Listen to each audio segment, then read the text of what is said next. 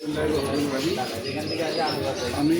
মোহাম্মদ আজহারুল ইসলাম সদ্য যোগদানকারী কেন্দ্রীয় যুব দলের সদস্য তারেক জিয়ার হাত ধরে 24 তারিখে হোটেল রেডিসনগুলোতে আমি এই দলে জয়েন করি।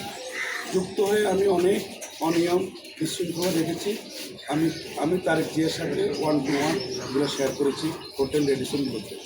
এরপর উনি 24 তারিখে আমার কথায় আমার কাজে সন্তুষ্ট হয়ে আমাকে কেন্দ্রীয় যুব দলে ভোট দিয়েছেন এবং মনস্পটি এটা 1100 যে আইনশৃঙ্খলা বাহিনী ওদের সাথে কাজ করার জন্য আমাকে সুযোগ করে দিয়েছে।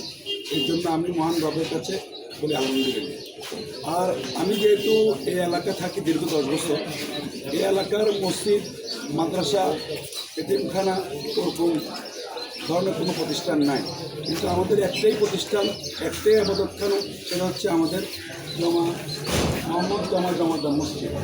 এই মসজিদকে নামাজ পড়া নিয়ে কোনো দ্বন্দ্ব নাই, অথবা এই মসজিদের দায়িত্বের মধ্যে যারা আছেন অদল বদল হবে। আমাদের মুসলিমদের সাথে এখানে কোনো ভেদাভেদ না, আমরা মুসলিমরা এখানে নামাজ পড়ি, আমাদের সাথে এখানে ইমাম মুয়াজ্জিনের কোনো ভেদাভেদ নেই, নামাজ পড়া। কিন্তু আমি দীর্ঘদিন যাবৎ দেখতেছি সরকারি কাজে বা সরকার থেকে বড় বড় ফান্ড আসে, বড় বড় নেতারা কী করে ওই ফান্ডটা ওই ব্যক্তিগত কাজে, ব্যক্তিগত বাড়ির সামনে নিয়ে মসজিদ করে।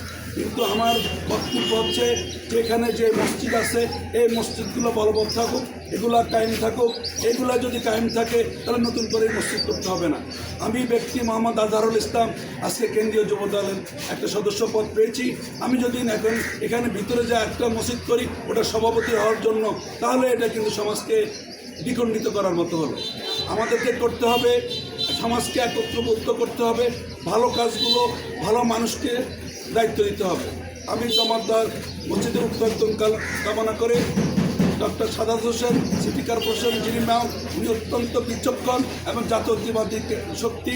আমি মনে করি ওনার দীর্ঘ বিভিন্ন রকমের সুনাম রয়েছে, উনি নিজে তদারকি করে কাজ করে।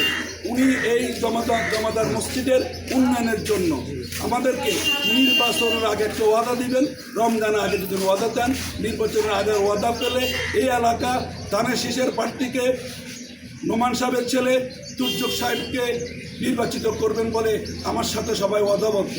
যদি ওনারা এই ওয়াদা দেওয়া থেকে ব্যর্থ হন, যারা ওয়াদা দিবে ওদেরকে তারা ভোট দিবেন বলে আমার সাথে তারা আলাপ আলোচনা করেন। পরিশেষে মহান রব্বুল আলমীর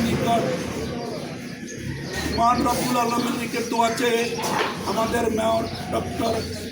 মেয়র ডক্টর সাদাত হোসেনের সুস্বাস্থ্য মঙ্গল কামনা করে আমাদেরকে যারা যোগদান করাইয়েছেন বিপি হারুন কেন্দ্রীয় সাংস্কৃতিক সম্পাদক এবং শহীদুদ্দিন চৌধুরী আনি, বরকতুল্লাহ গুরু, আবুল ভূঁইয়া, খায়ের ভূঁইয়া, মোহাম্মদ হারুন, এইসব সহ যারা আছেন তারা এটা।